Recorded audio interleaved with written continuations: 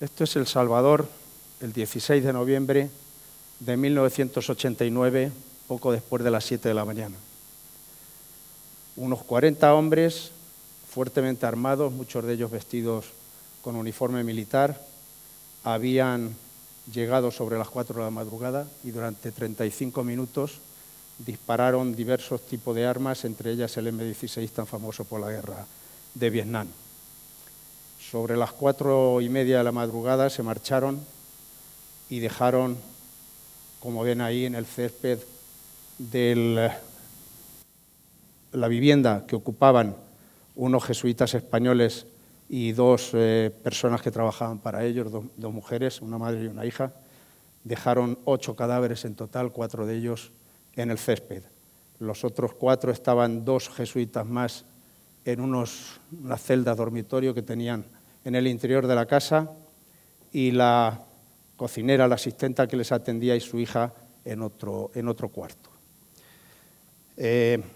Uno de ellos, si no me equivoco, es este que está en primer plano, era el padre Ignacio Ellacuría, que era uno de los grandes pensadores de la teología de la liberación en aquellos momentos en los que las dictaduras militares, entre otras en Brasil, y allí es donde surgió en buena parte ese movimiento cristiano, era mundialmente conocido precisamente por sus aportaciones a la teología de la liberación, y era al mismo tiempo el rector de la Universidad Centroamericana, la UCA, donde fueron acribillados. Poco después de los hechos, en el cuartel del primer batallón de infantería, un soldado de los asesinos gritó: ya han caído Ellacuría y Baró, vamos a por más comunistas. En el pequeño país centroamericano de El Salvador, que en esa época tenía poco más de 6 millones de habitantes, gobernaba entonces un partido de ultraderecha, de esos que ahora se están poniendo de moda. Y los llamados escuadrones de la muerte, que estaban al mando, quizá los más mayores lo recuerden, de un mayor que se llamaba Roberto Davidson, eran el brazo armado de ese gobierno. Y odiaban tanto a los jesuitas que el mando militar ordenó asesinarlos. El Frente de Liberación Martí, de Liberación Nacional, el FMLN, que era la guerrilla izquierdista que había surgido, igual que en otros países de América Latina, tras la Revolución cubana, había promovido una llamada por ellos ofensiva final. La capital de El Salvador estaba prácticamente sitiada por la guerrilla y los barrios más populares estaban ocupados. Yo llegué a ese lugar aproximadamente a las 7:30 de la mañana, cuando los cadáveres todavía no habían sido, como es lo habitual, cubiertos por una sábana. Hay fotografías donde ya no se les ve de una forma tan dramática. Me había avisado un colega salvadoreño y acudí allí porque ya había terminado el toque de queda.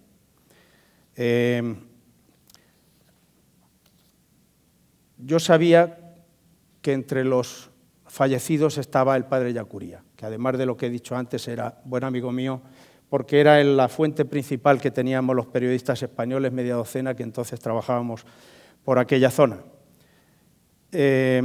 Había muy poca policía en aquellos momentos, tan poca que, como ven ahí, el lugar, tal como se ve en las películas y en la vida real, no estaba acordonada la zona del crimen. En el suelo había docenas, centenares, diría yo, de casquillos de bala, y yo cometí quizá la torpeza pensando que había suficientes pruebas de coger algunos que he traído esta tarde.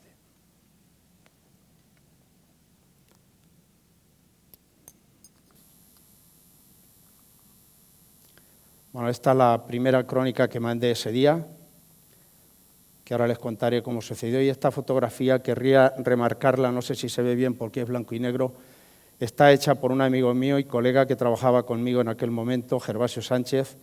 Le habrán oído, es uno de los grandes fotoperiodistas que hay en España, y aquí ya sobre un guerrillero muerto el soldado está apuñalando varias veces. Yo no estaba presente, me lo contó Gervasio, estaba en otro lugar y le apuñaló varias veces. Y no contento con eso, perdón, me he saltado una, o es que ha desaparecido.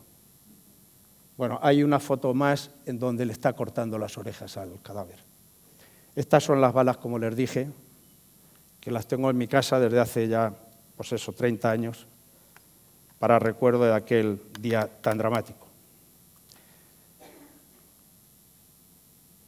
La aventura trágica que yo viví ese día me costó, aparte de, como me ha recordado mi mujer, ponerme a llorar durante un largo rato en el cuarto de baño del hotel antes de empezar a escribir la crónica, me costó muchísimo esfuerzo y casi estuve a punto de no poder conseguir el objetivo mío y de mi periódico que me había mandado allí invirtiendo una cantidad enorme considerable.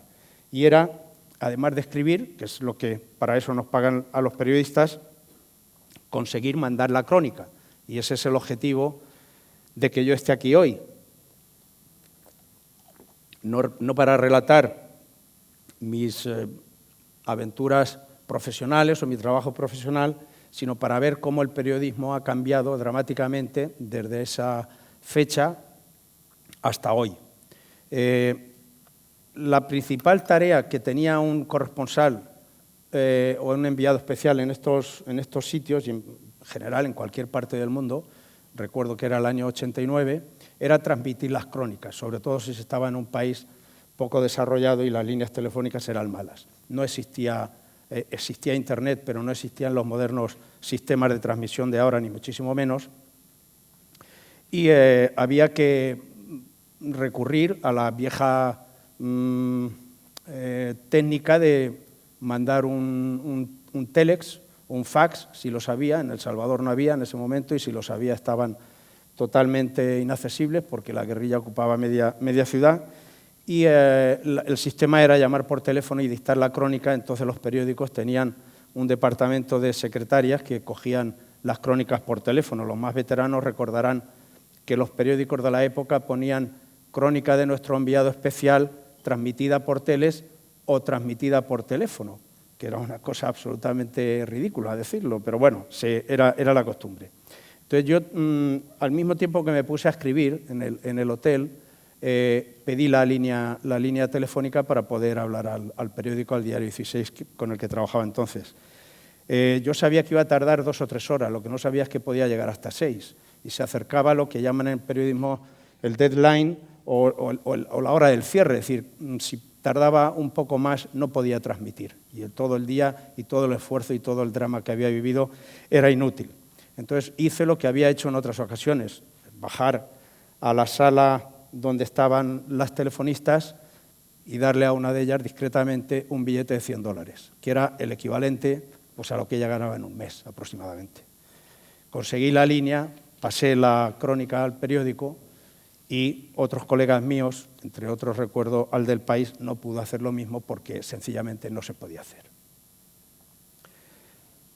9 años después, este libro que edité, que publiqué, escribí y publiqué en colaboración con Natalia Bolívar, que es una antropóloga cubana, tiene 560 páginas, y nos estuvimos enviando mensajes por Internet, porque ya funcionaba, año 1998, y en pocos minutos yo veía milagrosamente, creía que en algún momento aquello se iba a interrumpir, que se pasaba un libro entero, se pasaban docenas de fotografías, nos pasábamos pruebas y correcciones y no pasaba nada. El país, el mundo estaba a punto ya estaba prácticamente en funcionamiento, a sentir una gran transformación en lo que es el mundo de la información.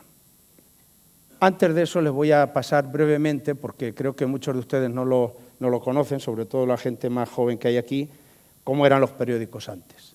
Los periódicos, en la época que yo empecé a trabajar en ellos, las redacciones eran así. Esta es la redacción del New York Times, aproximadamente deben ser los años 70. Como ven, viejas máquinas de escribir, una de ellas muy parecida la tengo yo en casa, una Underwood, que compré allí en Estados Unidos en un saldo.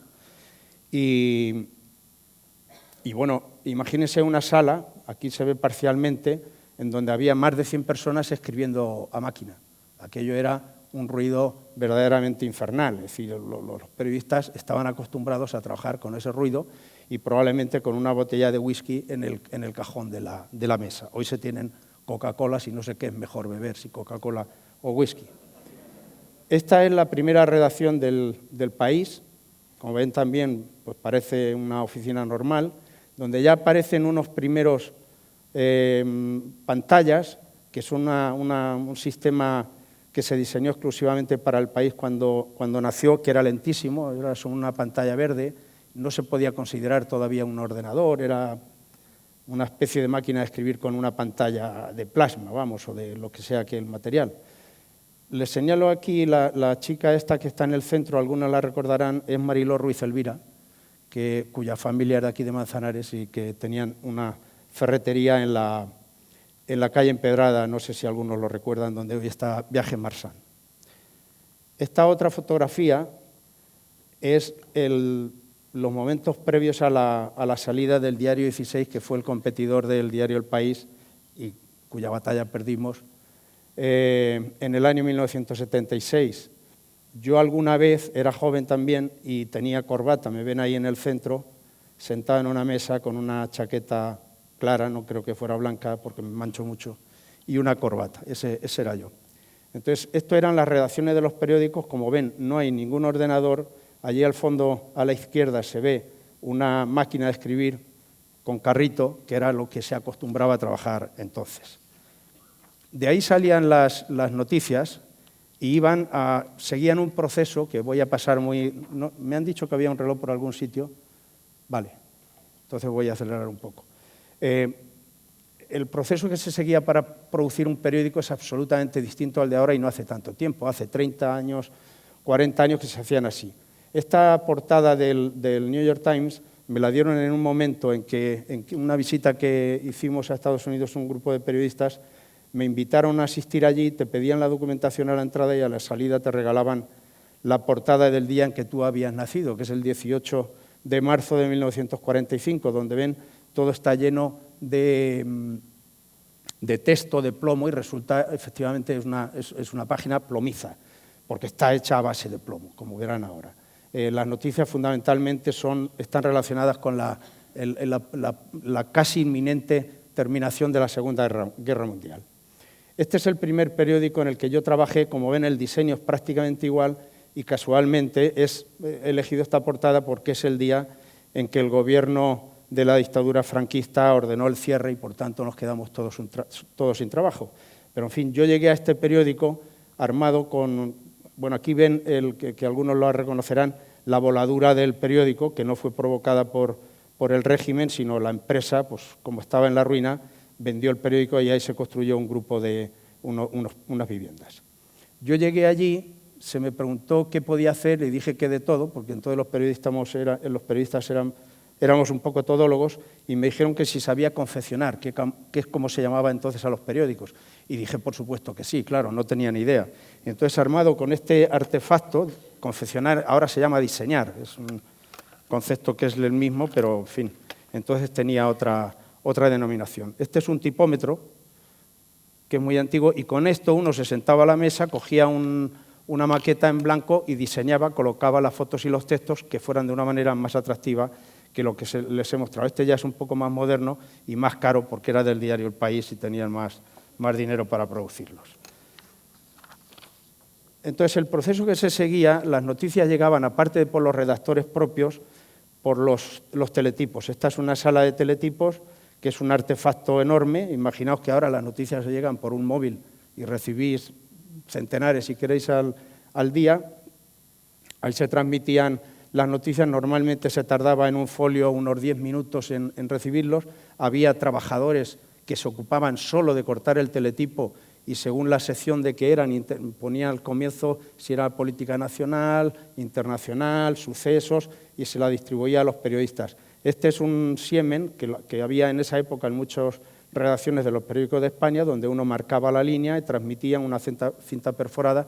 Eso se veía entonces en la época en telégrafos. Voy a pasar rápidamente cuál era el proceso.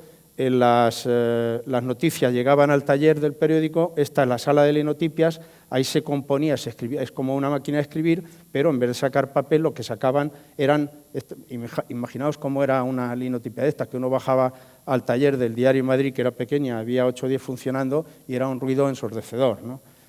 Como se ven, esas son columnas de plomo, que son como salía de la linotipia. Estos son cajistas, aquí se iban cogiendo las letras para componer los títulos. Ahí ya son las planchas que se iban haciendo figuras de 4 en 4. Esta es una visión panorámica, creo que es de un periódico alemán, pero más o menos todos los talleres de los periódicos eran así, daban ocupación a centenares de personas. El primer taller del Diario 16, siendo un periódico mediano, era de unas 200 personas, y esta ya era la rotativa, que era el punto final. De aquí salía el periódico y llegaba a los kioscos. Este es un kiosco que todavía sobrevive y está en la calle Serrano. De aquí voy a retroceder un momento porque ¿qué está pasando ahora y qué pasaba cuando yo empecé a transmitir? Este es el primer mini ordenador que yo tuve, que era un Epson. Como ven, allí tiene una pantallita que tiene, creo que son 4 o 5 líneas nada más.